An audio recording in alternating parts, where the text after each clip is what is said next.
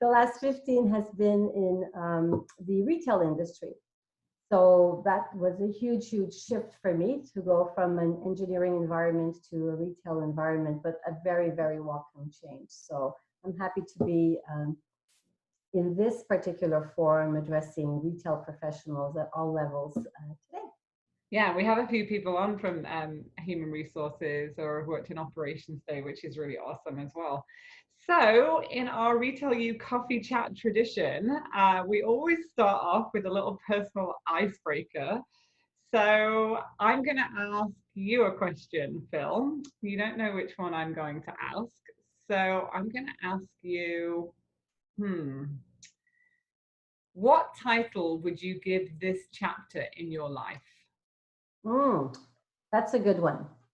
So I would say that if I were writing a book about my life, at this particular point, I would call this the transformational years. Oh, why is that? That's interesting. Yeah. Well, twofold. One is just because of my journey and the many years I have behind me, I'm at a point where I want to transform what I do and how I bring value to others, and repackage that differently, just leveraging all of the wisdom and the learnings over the years. And also because I think as a society, we're in our transformational years, right? Everything that's going on around us is helping us all to transform in one way, shape, or another. So I think it's the two combined. Very, very good. Interesting. All right. You can now ask me a question. Okay. April, how would you like to be remembered? How would I like to be remembered? I would like to be remembered with very happy thoughts. So when people think about me, they think about me with very happy, positive thoughts, and hopefully they learned something from me that made a difference in their life. That's it. That's how I'd like to be remembered. It sounds quite simple, but it's hard to achieve at the same time. Because that just means, you have to be... add to what you're saying, April, the little time that I've known you, you're doing a great job at that. Thanks, Phil. Right, everybody? Like, absolutely. So beautiful and positive disposition. So thank you. I try. So it's amazing. I met Phil, like she said, a year and a half ago, and like working on a project with the company that she worked for, Arden, and it was really exciting to kind of be part of that journey and support you and like learn more about what you do. And you are, to me, a very inspiring human resources leader. I think I've worked with lots of human resources people in my 25-year career, and I think your career and the way that you approach things is so interesting. So tell us about like what's like your approach to HR and like how you see HR like today and then going forwards in the future. Like what would you like to shape around it? Because I know we have a lot of conversations about this, right? Yeah. Good question. Well, given the number of years I've been working in this space, I have seen the evolution of HR from the days when it was called personnel, right? Very tactical, to its evolution as more and more the role of HR became the role of the business partner, to evolving it to the role of the strategist, really supporting organizations in terms of their strategy, how they're going to drive the business forward, and what's going to be the impact on people, etc. So there's been a really nice evolution of the role over the years. But I think what is my driving force and what I see as the future of HR, and I've been a little bit of an anomaly in this space. I was sort of the black sheep for many, many years, and I just feel like everyone's finally caught up to how I see HR, because I think the role of HR is evolving so rapidly, as is society around us, and it's becoming more and more about bringing back the soul into business. It's really about leading with heart, leading with compassion, having an impact on people that goes beyond just the corporate role, right? I mean, I think that a really strong HR leader will walk into a business and will want to affect behavior in such a way that they create a following, they create an inspiring approach that others want to emulate.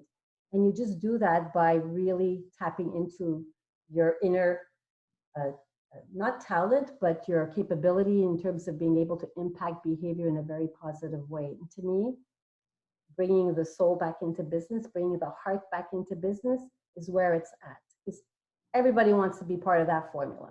Yeah, I love that when you say that. I mean, we've had so many conversations about that and about bringing that heart and soul back into business, and you don't really hear that talked about a lot. I've never heard anybody in human resources say that to me before I had actually started working with you.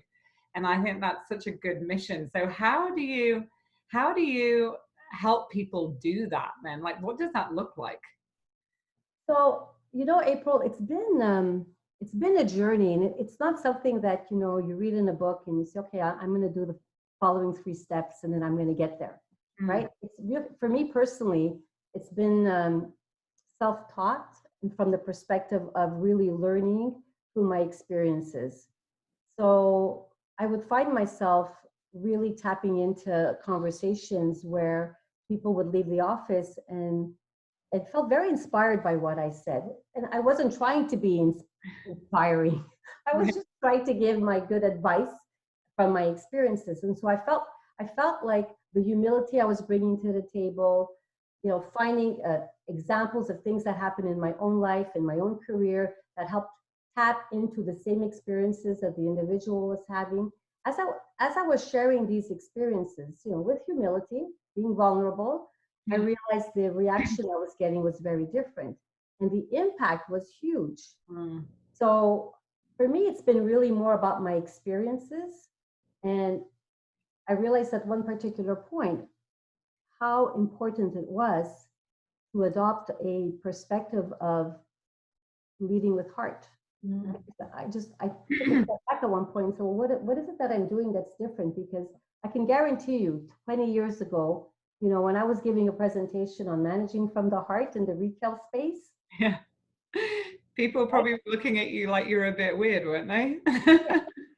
Yes, except once I delivered the presentation, and I'm one that loves to use anecdotal stories and learnings. Once I delivered the presentation, I noticed the impact. So perfect example, in one particular environment, after the national sales meeting, I delivered this presentation on managing from the heart. I referred to some of the people that inspired me at the time and the language that they were using. And so instead of talking about ROI, I was talking not in terms of return on investment, it was a paradigm shift, return on innovation, return on integrity, return on involvement, etc.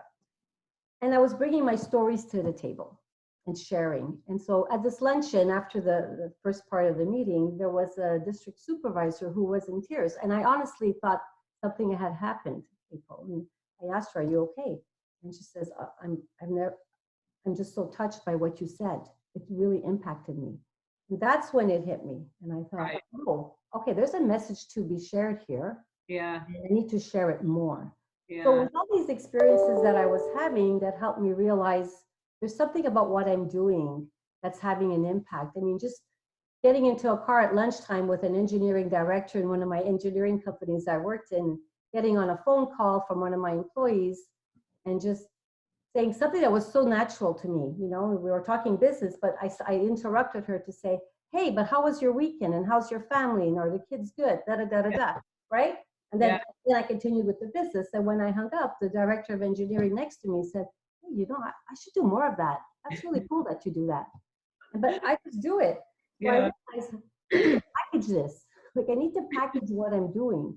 And 20 years ago, we didn't talk about conscious leadership. We didn't talk about any of this stuff. So I was the black sheep. I created a following because my messages resonated with others. And that encouraged me to continue to share those messages. Right. Yeah. And I think, I was actually listening to a thought leader yesterday. because I'm at home and I've got some time to now do a little bit of training and development on myself. And so I was listening to a thought leader and one of his courses, and he said this very powerful thing, which you're kind of speaking about. He said, the most valuable thing we have is our perspective. And I thought about the retailu coffee chats with that, because what we do here is just learn from different people's perspectives about leadership, about their career, about different things they see.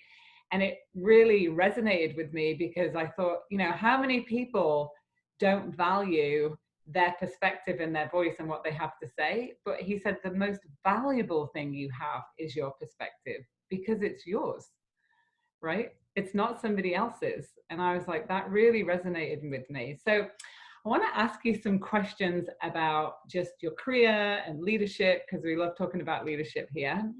What was a defining moment for you, a leadership defining moment in your career? My favorite question. I'm so glad you asked it, because it's not going to be what anyone is going to think. I'm not going to talk to a role. I'm not going to talk to a title. I'm not going to talk to a project. I'm not going to talk even to a leader. I'm going to talk to the husband of one of my employees. That's it.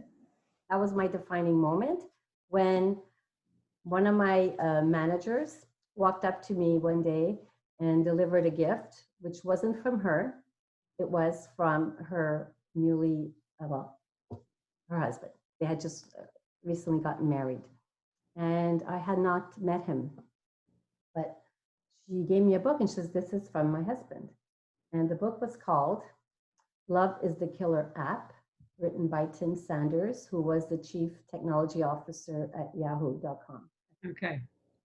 And I opened the book, and there was this beautiful dedication from him to me, saying, you know, thank you for taking such good care of my partner, whom I dearly love, and you emulate everything that's in this book, which is how to use love at work. And for me, April, that was my defining moment, because I just felt that, you know, when our leadership capability or our leadership impact transcends the workplace and makes its way to the dinner table, comes right back at you exponentially. And I felt that, and at the time I was working in retail, and I remember thinking, wow, could you just imagine, you know, all of our store managers out there leading with conviction and passion and love and empathy and all the right stuff that makes people want to come to work every day and give their 100%. If they can have that impact, like what a successful business we would have, but more importantly, like what a happy and engaged group of employees we would have. And to me, I have a really soft spot for the retail industry, because I just feel that it's such a wonderful group of young professionals who have this insatiable desire to learn, which is why I'm so excited about the work you're doing, April, right? Because you're just to educate and help them grow and be at their best. So to me, that was the most important moment in my entire career. That was it. That's when I realized, okay, I get it. I get what I need to do now. I totally relate to that. I was just reading the final kind of, Ratish keeps jumping in and out. I'm just going to admit him back in. He must be having issues with connection. He's all the way in Dubai. So yeah, I was just going through the final edits on the book, and I had that experience too. I had a regional director that once told me, don't ever let anybody tell you that being too nice will not get you anywhere.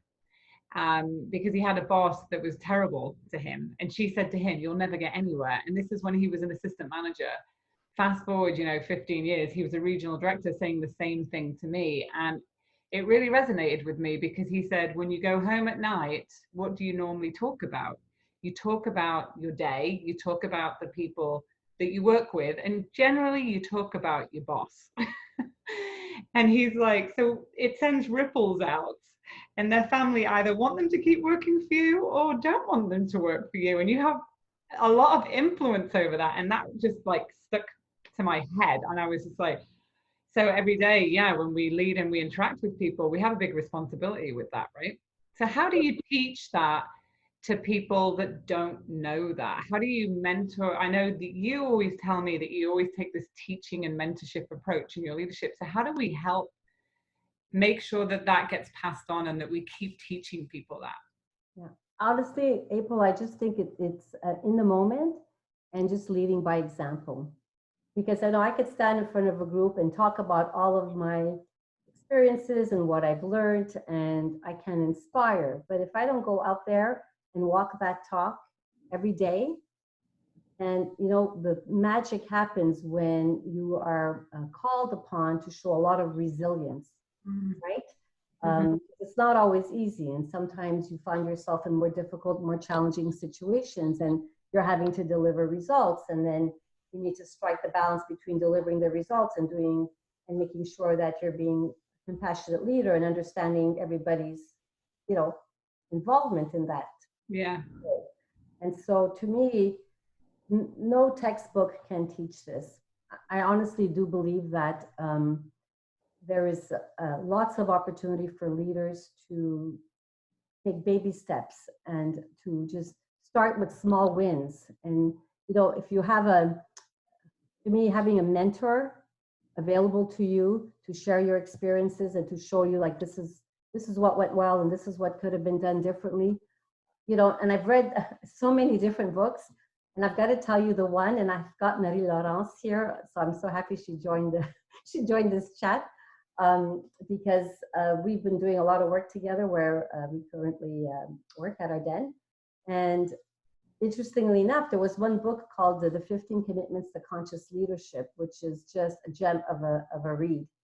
And they do such a phenomenal job of taking some of the things that you and I have spoken about, really packaging it in a way that's very easy to understand and apply.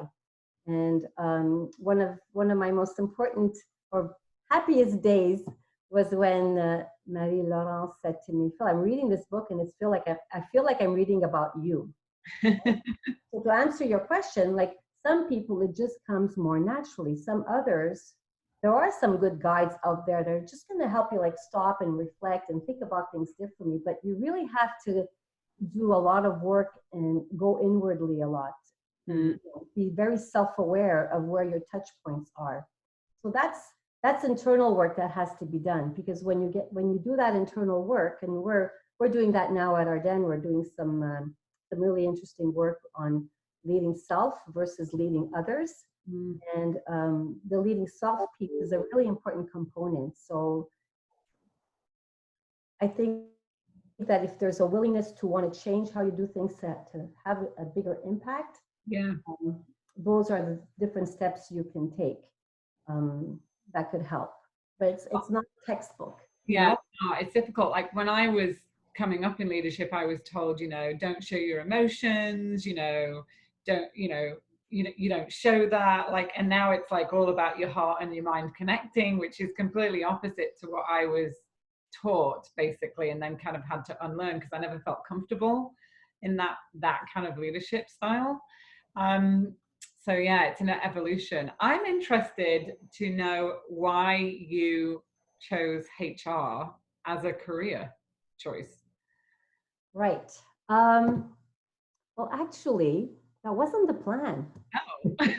It wasn't the plan. My plan at the time, fresh out of university, sorry, I should say college, I wanted to be a fashion designer. Oh. Immigrated from Italy many years ago, was a fashion designer, men's tailoring. He was exceptional at his art. And I was very inspired by that. So I thought, well, I'm gonna lead my career into fashion design, but I'll get a business degree so I can understand what it's like to run a business and understand the language of business, and then I'll go back to fashion design. So I did. I got my business degree, and I really enjoyed the people aspect, in the curriculum. And I got my first job in HR. And honestly, I never had a plan to lead HR. I just I really didn't. I just started on that journey, thinking that I would reconnect with my love for fashion design. Next thing I know, 20 years passed. I had the most amazing experiences, worked for the most amazing leaders, and really loved the people side of business. And I realized that it's something that I connected with on a very personal level. I really enjoyed that piece. And as the role evolved, so did my thinking around the role of HR and what we're there to do to support business. And then my two passions met when I left the aerospace industry to work in retail, all about fashion. So my two passions met, and that's where I spent the last 15 years. Ah, interesting. Jane, is there any questions? We do. We have a couple coming in. So this is from Solange. So what is the biggest human capital challenge you have faced in your career, and how did you overcome it? Great question. Oh my goodness, that's Solange. Where are you? That feels like an interview question. Oh, that's a very good question. I think that the biggest one from a corporate perspective was the challenges I met when I was at Limited Brands. Because I was leading, it felt like I had 3 jobs in one. And the way I overcame my challenges was literally through just resilience, like just wanting to make a difference and wanting to help others. So just to explain a little further, when I joined Limited Brands, I was supporting the business in Canada and the growth of the Victoria's Secret stores and the Bath and Body Works division. So that was a growth story, which was really important, and we needed to support that. In parallel, we were also supporting the restructuring of bringing some of the roles to the US. And it was an HR startup mandate because in Canada, there was no HR function. So literally these 3 main drivers for 5 years were always going on at the same time. We're growing, we're building, we're expanding, we're downsizing, we're changing, we're going to the US, we're building the HR function, the credibility, what needs to be done. Constantly for 5 years. That was my biggest challenge. I never worked so hard in my life, and I was never the happiest. I loved every minute of it. You probably drank a lot of wine as well every night. I did. Okay, we do have another question here. So you're talking about soul and putting soul back into business. So Steve's asking you, how do you manage your managers to lead with heart? Like they've all got the skills to do the job solo, but how do they work within a team and make a team feel a part of that? Yeah, that's a very good question. So a lot of that comes from the work, as I mentioned before, in terms of helping people tap into themselves, because you can't lead others until you know how to lead yourself, right? Mm-hmm. So this is why now I'm finding more and more that that's an important part of the curriculum in business and in leadership. Mm-hmm. And so this is where all my energy is going. And I've got Marie-Laurence here, who's my partner in crime. She's probably smiling because we don't see her on video. At least I don't. Do you see her on video? No. No, hiding. But she's my partner. Now we do. Yeah, She's my partner in crime, my mindfulness expert, my conscious leadership partner. And we're doing a lot of work now on self-awareness with some experts in the field. So honestly, helping others do that, for helping our leaders do what we're talking about for others really starts with them. And so this is my big aha moment of the last 12 to 24 months, that the only way I could help them is by helping them get in touch with themselves and their greater potential. Because if you don't feel good about yourself and what you can bring to the table, and you don't feel like you're at your best, you won't be able to help others do the same. Yeah, so and it's magic. It's totally right. And like also I think like you talked a lot earlier about like leading by example. Like I was just like rereading the book for the final edit now, and I was reading the chapter that I wrote about the first step of acceptance, and acceptance unites us all.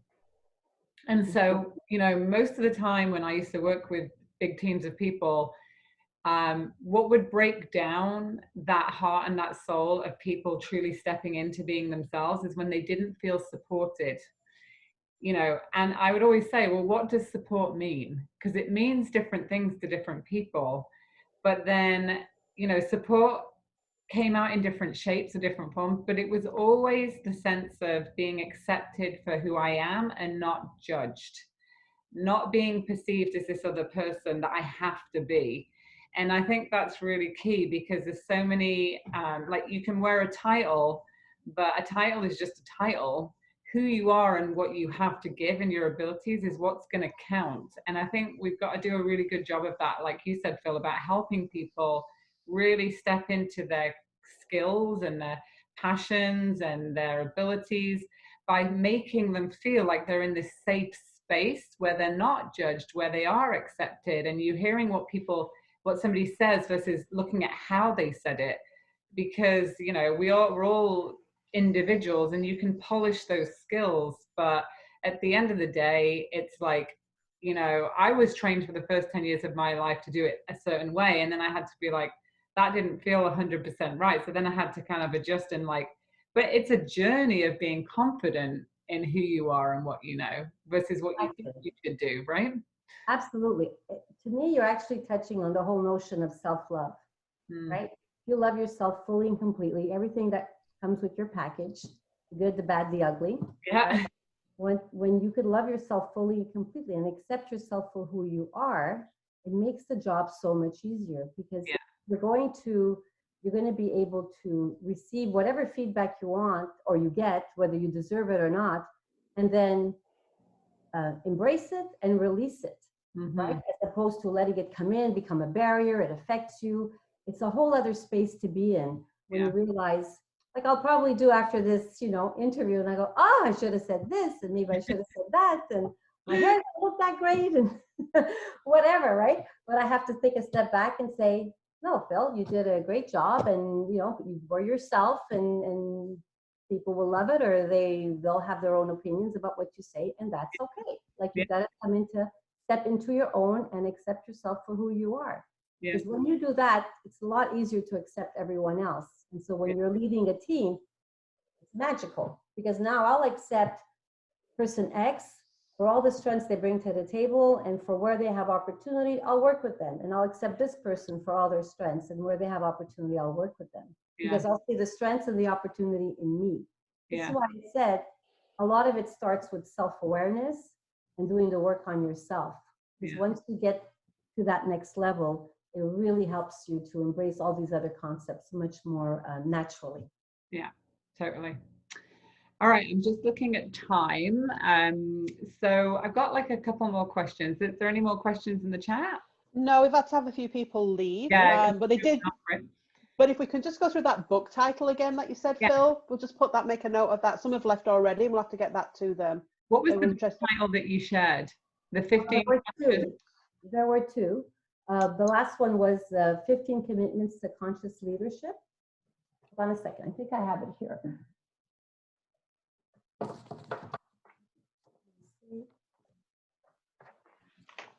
This one here. Okay. 15 Commitments. Jen Dethmer, Diana Chapman, and Kaylee Warner Klemp. They do a phenomenal job. This is, oops. Let's see, I'm practicing here. Book. Okay, that's a good book. Yeah. The other one was a book that I read over 15 years ago, so I haven't touched it since, but it's the one that I received as a gift. Is that the one you were referring to, or is it this one? The one that you were referring to. One. Yes, it's called Love is the Killer App.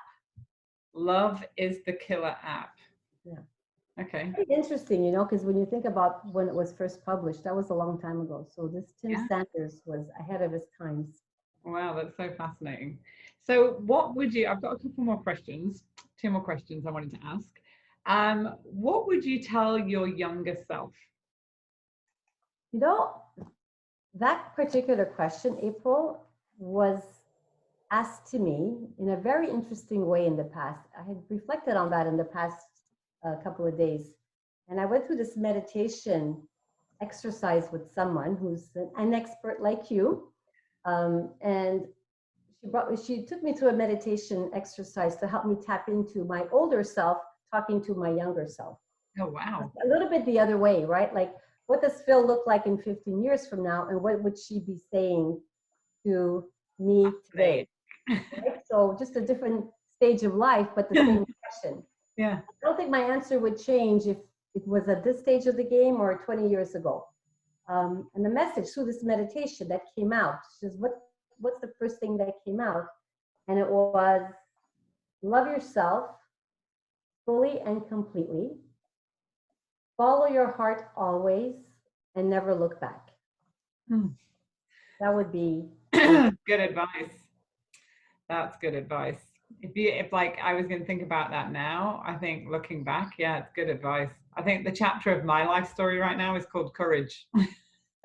Because I'm about to move to California in the middle of a pandemic, and keep following this passion and this dream, which is, yeah, but you gotta love what you do and love yourself, right? It's so true. Yeah. So my last question before we start wrapping up is, what's one piece of advice you would give to somebody if they were starting off their career in wanting to follow your path in human resources and really make a difference? What's one piece of advice that you could give them? I think it's a phenomenal career choice because it's evolved so much in business. You know, there's still that old mentality sometimes of what HR does. There's so much opportunity to make a huge impact in people's lives. And I think anybody who wants to go into HR and find it to be a rewarding journey and career needs to wear a different hat. It's not the hat of, oh, I'm going to like launch programs and I'm going to, become the expert in total rewards or the expert in training. It's none of that. If you really want to embrace the role of HR going forward, you need to really take a step back and realize what an important advocacy role you have in business to shape culture. And my team knows this very, very much. And I'm smiling at Amel because we had a great conversation today, which touches on this. Because in HR, especially, regardless of what level you're at, you're always on the radar. Everything you say, how you say it, when you say it, you're always on the radar or on stage, as I call it. You have an important advocacy role to help influence and drive the right behaviors and shape the right culture. And to me, it spans beyond the corporate environment, right? Because your role is so important and so key that you can really help people live better. For example, the work I've done with Amel on this call is all around mindfulness in the retail space. Right. There aren't that many retailers out there that are worried about mindfulness programs and helping their teams to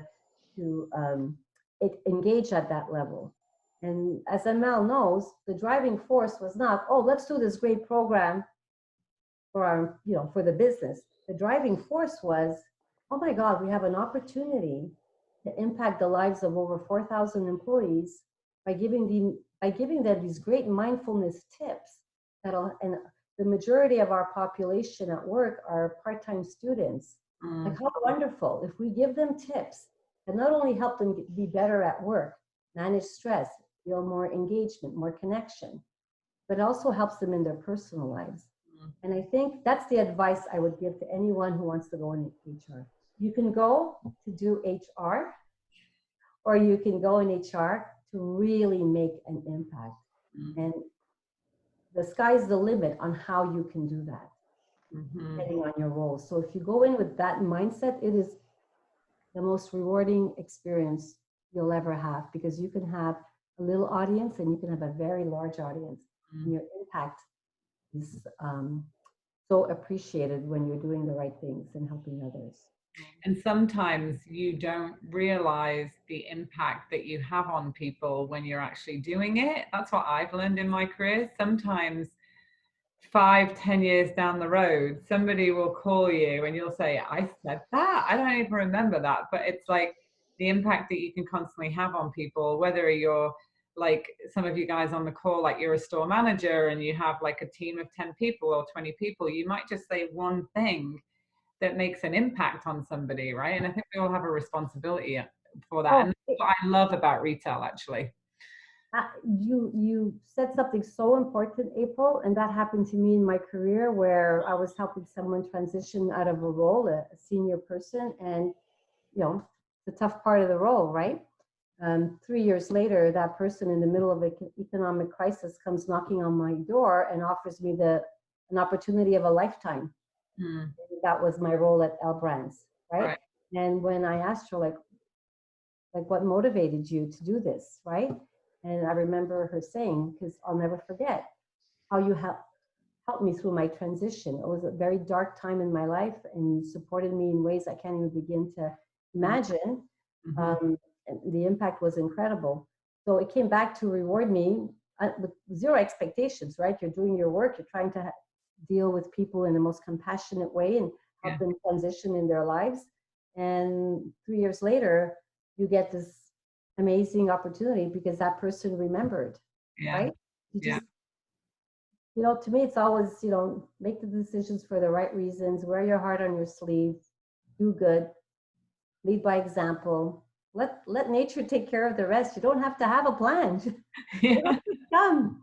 Yeah, I know. And like me and Solange is on the call, and we talk a lot about trying to shape, you know, the way the industry sees salespeople, frontline employees, how they get paid. Like, you're super passionate about that, right? About putting a formal education program together so that it's seen as like prestigious and not that it's just like an afterthought. And there's a lot of work to be done in that as well, in advocacy on what that looks like in terms of the whole package. But I think that there's people that are out there that are trying to make a difference. So you're definitely making a difference in your career and the people that you work with and the companies that you've worked with. And I see that just from working with you for the last year and a half, and all the mindfulness programs and everything that you've brought into more than that. That's just one thing that sticks out because it's what you're talking about, but it is so different and unique compared to what anybody else has. But yeah, so I just want to say thank you so much for joining our retailu coffee chat today. So great to have you on as a guest and get you to share your experience and your perspective on leadership, because our perspective is super valuable. So we really appreciate. Solange, you have a question. Did you want to jump in? Oh, you're just saying bye. Oh, you're clapping. Yeah. I'm so bad with the emojis. I'm like, I don't know what it means. Thank you. April, thank you for the opportunity. I know you're doing great work in this space and your energy is contagious. You have this amazing persona and great disposition, and anyone who crosses your path is very, very lucky and blessed. So thank you for the work that you're doing and for making me a part of it. Appreciate it. Awesome. All right. So with that, we'll wrap up.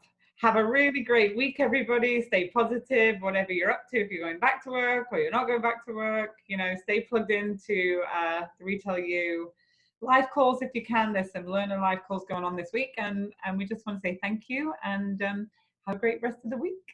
Okay. Bye. Bye. Bye, Dean. Bye, Nicole. Bye, Karen. Bye, Ambreen. Bye, ML. Bye, Nicole. All right.